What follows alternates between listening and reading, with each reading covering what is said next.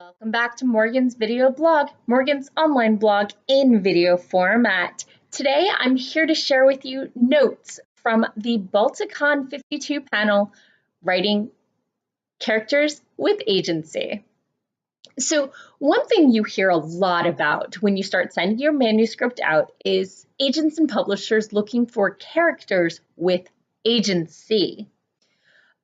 They're looking for characters that make things happen, not ones just merely reacting to the world around them. So in general, inciting incidents or, that problem that kicks the main character out of their run-of-the-mill daily lives and into the story are externally delivered, typically. But how the character decides to respond can demonstrate either agency or a lack thereof.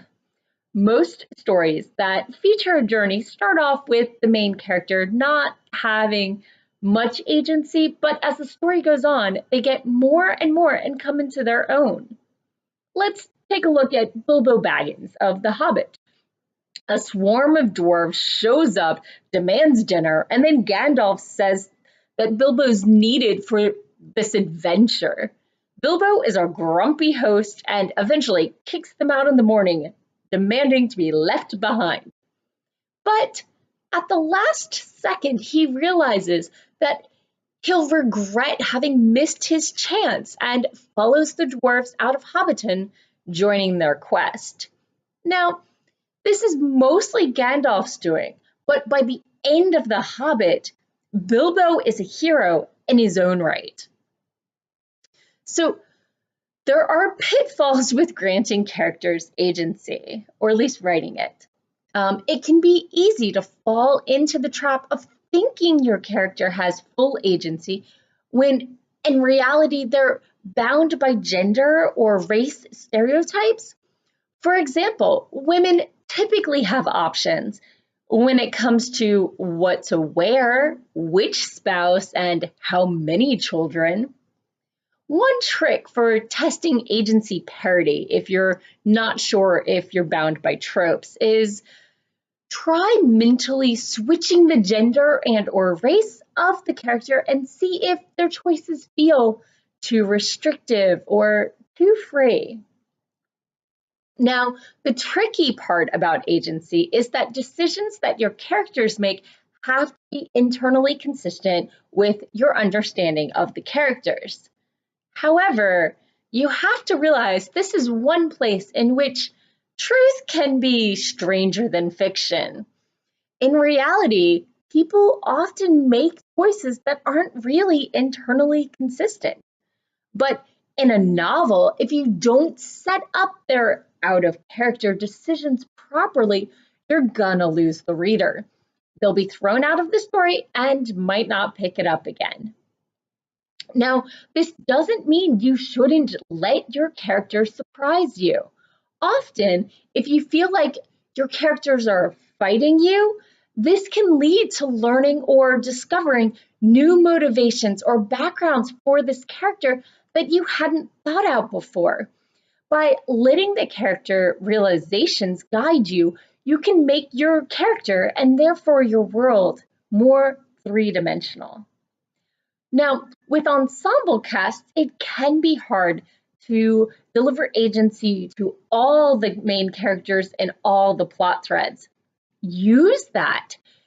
You can have the character without agency react to that loss and the consequences thereof. But sometimes what the plot really needs is for that agentless character to die. Now, as a side tip, 5 characters is usually the max number of people you can focus on in any given scene or conversation. Think about it in real life. That's where discussions start breaking out into side conversation, or the group is having a really well-controlled meeting, not conversation. So, why is agency important? What happens when your character loses it? Well, this is when a lot of times stories start following tropes and becoming two-dimensional.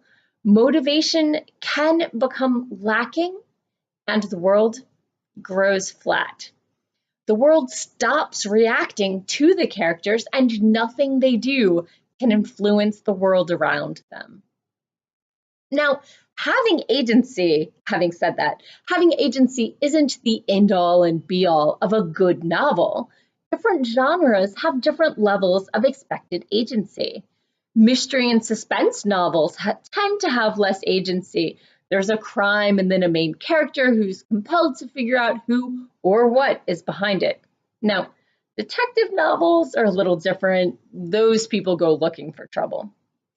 Novels with an underlying horror element or sense of doomed inevitability can slowly reveal that the characters have less and less true agency, and maybe they were compelled to make what they thought were their own choices by inescapable machinations behind the scenes.